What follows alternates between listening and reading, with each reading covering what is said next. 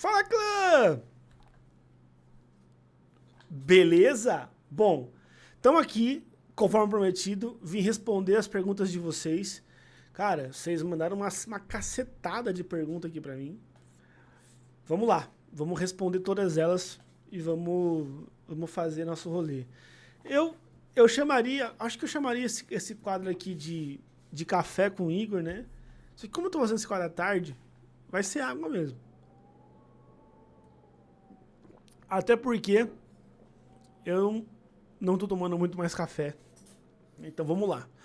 Bom, primeira pergunta do Tantaloquim. Estou com dificuldade de atrair clientes. Como conseguir resolver isso? Cara, para você conseguir resolver isso, você vai ter que efetivamente ter uma visão e um posicionamento assertivo de qual cliente você quer trazer, né? Nem sempre o cliente... muita gente quer atrair cliente de qualquer forma e acaba atraindo o cliente que não tem dinheiro para pagar ou que entra e sai muito rápido e que às vezes não tem aquele processo realmente de pegar o negócio e comprar contigo, né? Porque toda vez que você faz uma agência, é um trabalho de 4 mãos. E se você não tem ajuda do cliente, você acaba se ferrando, né? Então, primeira coisa que eu indicaria a você é se posicionar, né? Se posicione no seu Instagram, se posicione nas suas redes sociais ali, focado no cliente que você queira pegar. Segundo, cara, eu sempre vou preferir fazer tráfego, tá? O pessoal fala muito do esquema de social selling, de chegar no cara, de abordar e tal. A relação ela muda muito quando o cliente vai até você, né? É muito aquele famoso ditado, né? Você prepara o seu jardim para as borboletas chegarem, né?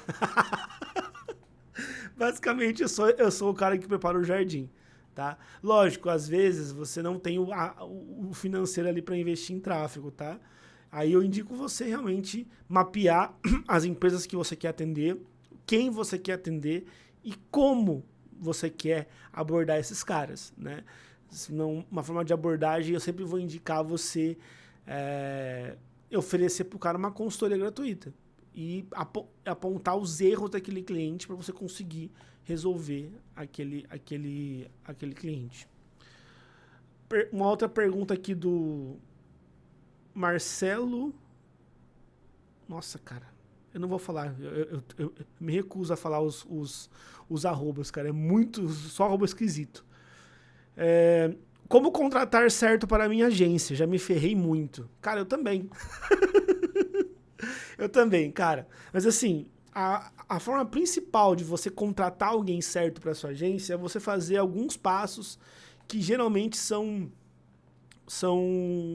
o que mata o rolê de você dar errado. Primeira coisa é ter paciência.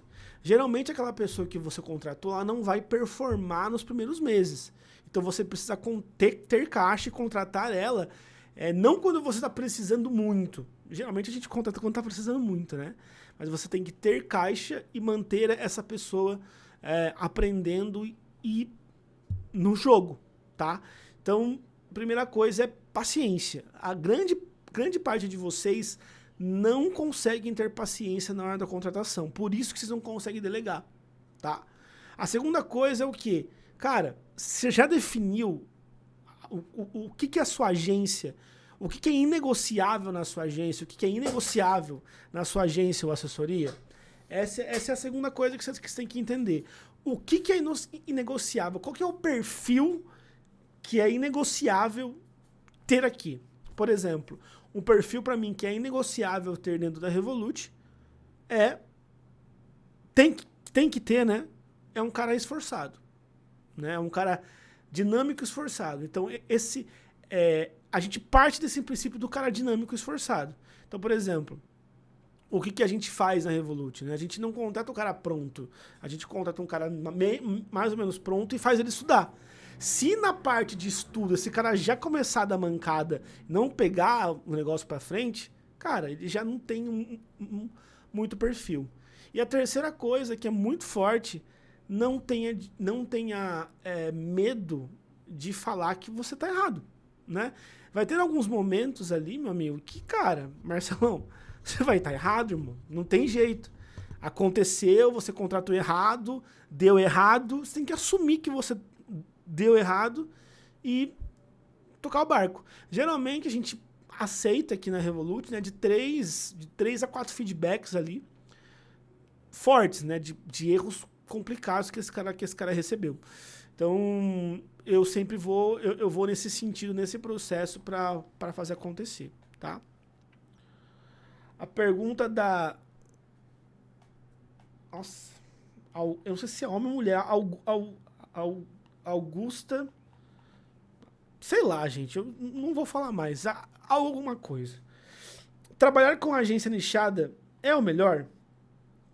Eu vi que... Aí ele continuou, né? Eu vi que você é generalista. Quais são os prós e contras? Ser, que não sei se é homem ou mulher, alguma coisa. Cara, eu sou generalista porque eu tenho um tamanho e eu sempre fui generalista. Então eu sempre preferi ter todo o meu rolê aberto pro cara vir ou não pra mim nesse processo. Agora, se eu fosse começar de novo, eu com certeza faria uma agência nichada. Assim, sempre. Por quê? Uma agência nichada, ela consegue atingir muito mais o tipo de público que você quer trazer. E com isso, você consegue cobrar muito mais caro e ter muito mais respeito por parte daquela pessoa. Então, eu geralmente vou preferir sempre, né, ter uma agência mais nichada. Tanto que a gente está abrindo novas unidades agora da Revolut e vai ser ou nichada em serviço, né? Por exemplo, clientes que precisam de edição de vídeo, clientes que precisam de captação de vídeo, vai ser nichada nesse sentido, ou vai ser nichado no rolê de nicho mesmo, de médico, nesse sentido, tá? Mas se eu fosse começar do zero, eu sempre, que eu acho que é o seu caso aqui, que você deve estar em dúvida, eu sempre vou tentar fazer nichado. Eu não vou falar mais o nome das pessoas, tá? Eu me recuso. O outro cara aqui é XY, não sei o quê. Não vou falar. Estou perdendo muitos clientes todos os meses. Essa montanha-russa está me matando. Ele falou isso. E é isso. Cara, você tem que entender que o negócio de agência, ele é um pouco isso, tá? O que você tem que trabalhar? Você tem que entender que o top 1 do mercado, o cara mais fudido, a maior agência que existe na América Latina, que não sou eu, e vocês devem saber, eu não vou citar nomes que eu não quero arrumar confusão, ele tem um LTV em média de 3 meses.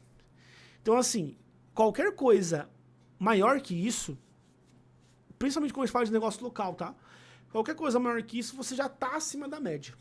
Tá? E uma outra coisa importante. Por isso que eu sempre bato na tecla para todos os meus alunos da mentoria Pane. Cara, o comercial é rei. Comercial é rei, comercial é rei, comercial é rei, execução é príncipe. Comercial é rei e execução é príncipe.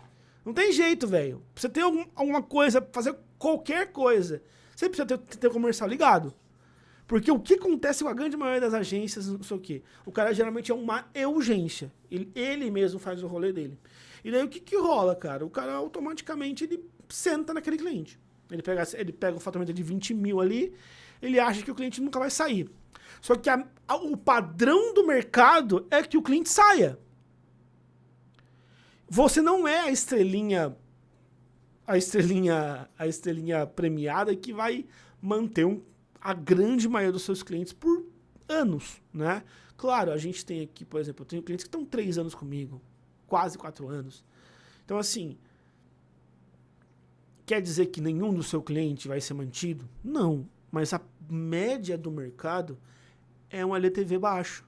Então, se a gente tem um LTV ali, por exemplo, o LTV da Revolut é de 7 meses. Inclusive, essa camisa aqui, ó, é o primeiro logo da Revolut. Loucura, né? Não era o melhor logo do mundo, mas era um puta logo. era o que a gente tinha naquele momento para fazer e, cara, rodamos muito com esse logo aqui. Hoje eu tô meio nostálgico. Bom, é isso, tá? Você tem que entender que você não vai ficar muito longe do mercado. Porque o mercado é assim, né? Geralmente, a agência, ela quer trocar, o cara vai no começo do ano ou no meio do ano, o cara tem resultado, ele quer mais resultado, ele entende que ele precisa trocar a agência, ou ele quer mudar a visão do conteúdo dele, ou ele passa por um problema, principalmente quando a gente fala de negócio local, tá? Então, esse tipo de coisa, ele vai acontecer. E se você não estiver preparado para isso com o comercial, cara, infelizmente não tem como te ajudar. Você vai viver nessa montanha-russa mesmo, tá? A gente aqui da Revolut, às vezes, rola de ter uma queda de faturamento, né? Em alguns meses que a gente não tem um comercial tão estruturado, que o comercial não vai tão bem, né? Por isso que a gente tenta sempre, já começa com o investimento setado no começo do mês, de quanto a gente vai investir, já começa com a quantidade de reunião que a gente quer fazer, já começa com a quantidade de contratos que a gente quer fechar, pra gente entender, pra gente sempre estar numa escala de ascendência, tá? Você dá mentoria para empresas sem ser agências? Gosto muito do seu trabalho. Cara, eu já pensei em dar, só que basicamente eu indico que você feche um contrato com a minha empresa, né? A gente dá, o que eu dou geralmente é consultoria de marketing para empresas que têm a sua equipe, tem a sua equipe interna, né? Então eu já fiz essas consultorias em várias empresas e, cara, se tiver interesse, me chama aí. Quem tiver interesse, me troca ideia aí. Mas é basicamente isso. Eu entro com a minha inteligência e eu faço com você. Eu não faço por você. Eu faço com você. Isso é muito massa. Ajuda muito e eu tenho crescido alguns clientes bem legais aí. Você está usando a IA, inteligência artificial, na sua assessoria? Essa onda realmente vai pegar? Kelvin alguma coisa. Kelvin, já pegou. Já é uma realidade. Tá? Não tem o que fazer. A inteligência artificial ela vai substituir muita gente. Tá? Se eu já estou usando, já estou usando. Muito dos nossos criativos hoje, das nossas legendas, dos nossos textos, ele é feito pelo ChatGPT. Só que o que acontece? Né? A gente usa um pouco diferente do que as outras pessoas, né? As outras agências, ela tem, tipo, tem mandado embora todos os copies, sem exceção, e tem, tipo, colocado o gestor de tráfego mesmo para fazer isso, ou geralmente o atendimento para fazer essas coisas. Eu acredito, né, e eu não acho, eu acredito muito nisso, que toda inteligência artificial, ela vai fazer o que você pedir, né? Então, cara, se a pessoa não tiver o estratégico, ela não for inteligente o bastante para alimentar a inteligência, automaticamente a inteligência vai sair, ela não vai ser tão inteligente assim. Então, o que a gente faz aqui? A gente tem um crivo muito forte na hora do briefing, né, do início do negócio, para a gente efetivamente preencher aquele card do ChatGPT, né, da melhor forma possível, com a maior quantidade de informações possíveis, com força. E daí a gente tem um segundo crivo, né, um segundo check, que é o quê? Após o ChatGPT cuspir as ideias, a gente vai efetivar e ver se essas ideias fazem sentido, né? Eu não vou basicamente aceitar tudo que o ChatGPT fizer, tá? Então, a gente tem que ver, além da inteligência artificial, além da viralização, além da conversão, existe uma coisa muito importante, que é o quê? O que o cliente acredita com base no que a gente vai fazer, com base no que ele acredita. Então, às vezes, por exemplo, a gente usar palavras diferentes ou usar criativos mais avançados, ele vai efetivamente converter mais. Mas, às vezes, o cliente se sente meio reticente em fazer isso. Então, nem sempre a gente vai andar por esse lado e cuspir tudo que o ChatGPT fizer. Mas sim, a gente já tem usado. Beleza?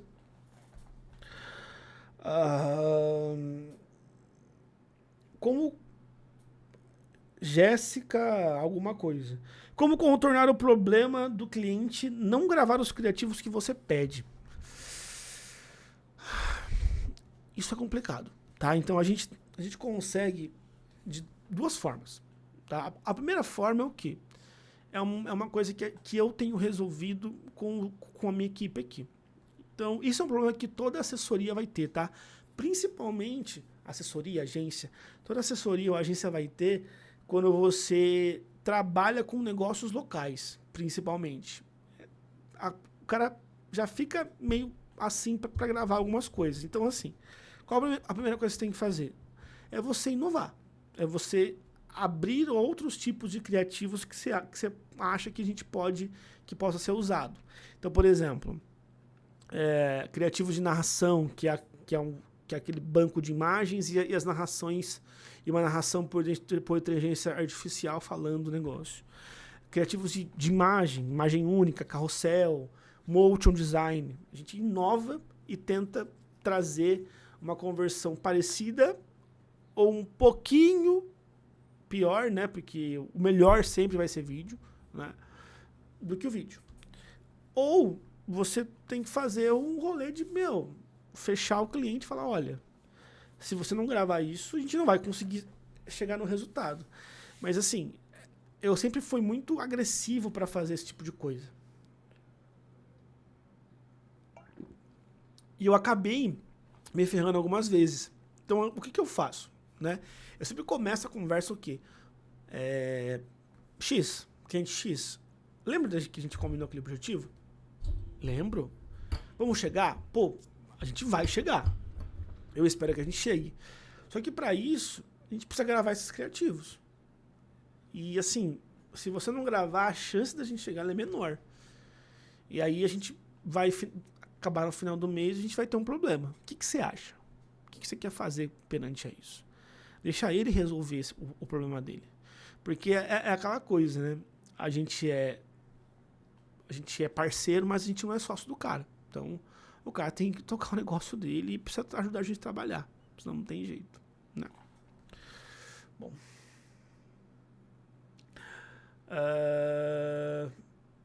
Beleza.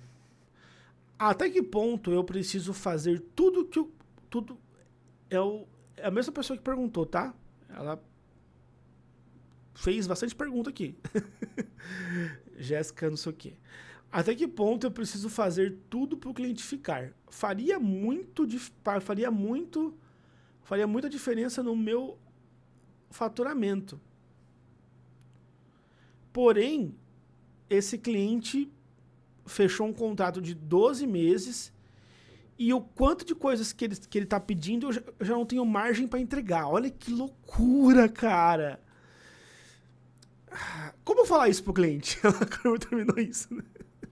Pô, então aqui são várias perguntas, ela fez várias vezes, né, o rolê. Então assim, Jéssica, vamos lá. Até que ponto você vai falar isso pro cliente? Até que ponto você tem que fazer tudo que o cliente quer? Cara, entenda uma coisa, aqui na Revolut a gente tem duas formas. Primeira forma,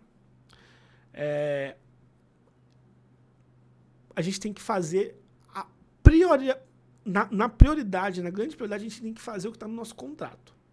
Sempre. Tá? Que é o que está no contrato, é o que foi acordado e é o que foi combinado. Tá?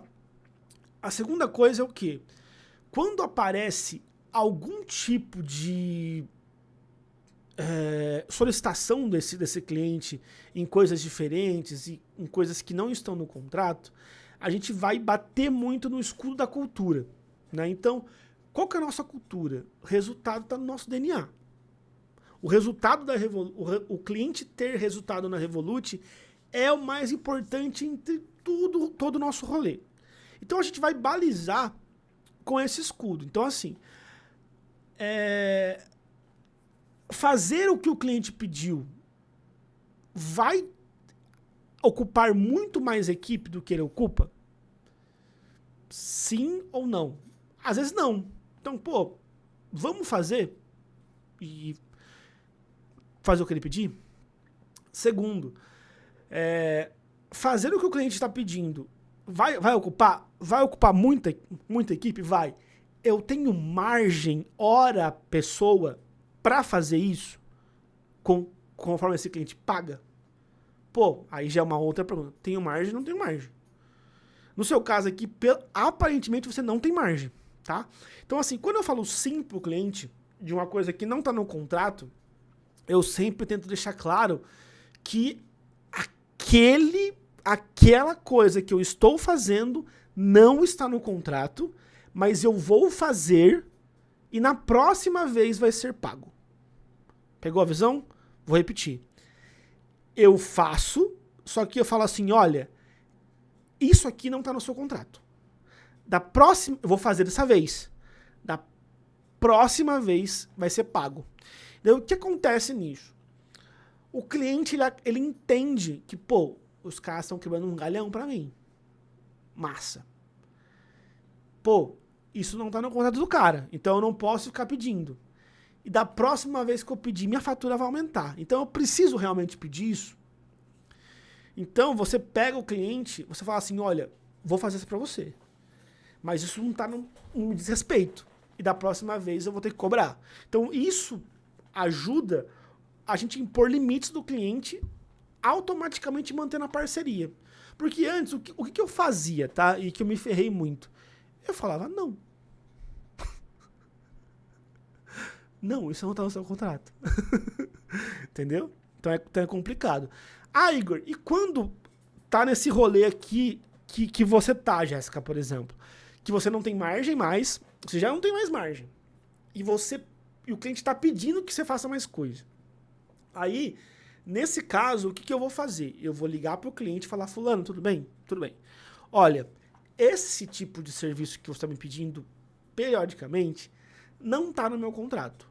Porém, eu estou fazendo isso repetidamente para a gente conseguir chegar no nosso resultado, que é o que eu quero. Beleza? Ele vai falar, beleza, não tem problema. Bom, o negócio é o seguinte, está pesando muito para mim, na minha margem, fazer esse serviço para você. Eu poderia te passar, das próximas vezes, um preço de custo para a gente fazer esse serviço? Ah, mas não... Se o cara empinar a carroça, ele não serve para ser o seu cliente. E aí ele pode ser até um livramento se ele sair do seu faturamento. Tá? Já aconteceu isso comigo muitas vezes. Eu tinha um cliente que me pagava muito caro, mas ele sugava a minha alma. E quando ele saiu, minha empresa cresceu. Pegou? Então isso é muito importante. A segunda vez é o quê? Aconteceu já de eu falar isso pro cliente, o cliente fala, não, beleza, eu tenho um cara que faz aqui de graça, então eu vou falar para ele fazer.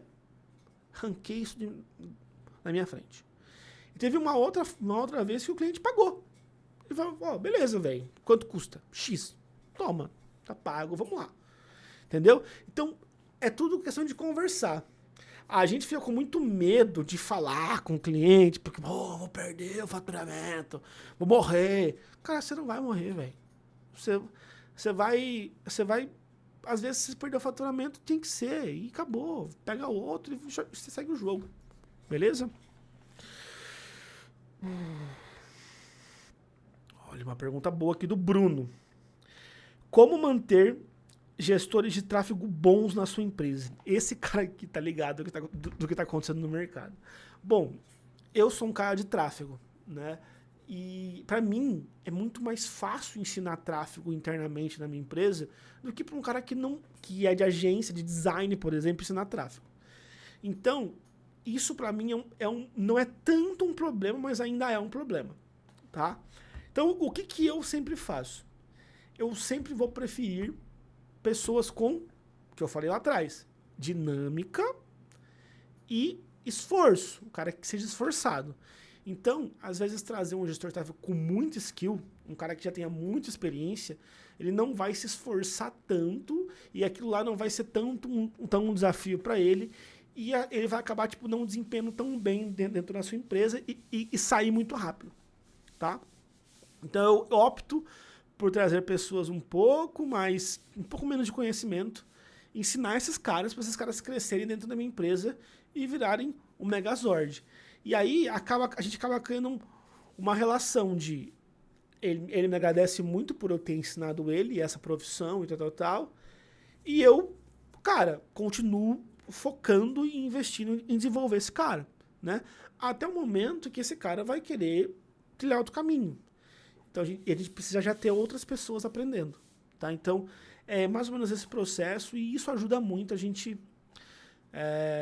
sempre manter bons gestores. Só que esse problema ele vai acontecer sempre, tá?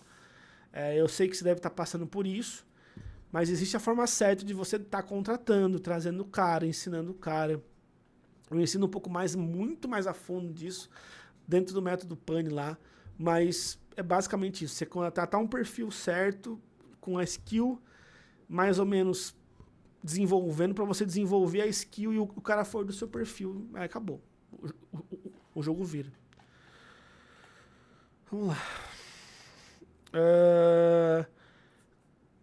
Aqui, pergunta do outro Marcelo aqui. Como você conseguiu delegar toda a operação da sua agência? E qual dica você tem? Eu ainda sou urgência. E como eu trabalho entre paralelo em reuniões e operação? Bastante pergunta aqui, vamos lá.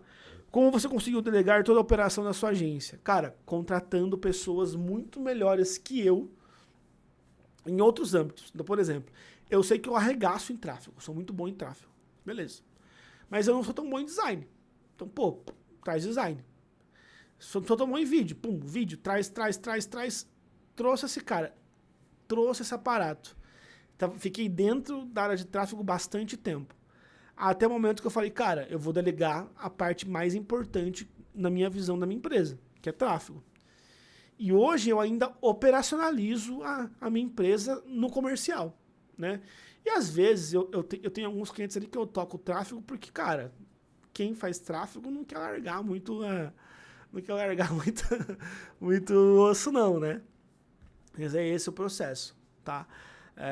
Você traz pessoas boas, dá tempo para elas trabalharem, dá confiança para elas trabalharem, organiza processos principalmente, organiza... a gente tem uma mania aqui que a gente faz o nosso processo até... A gente pensa no nosso processo até no que talvez nunca vá acontecer. E a gente coloca isso lá para a gente conseguir efetivamente fazer... dar essa força para os caras.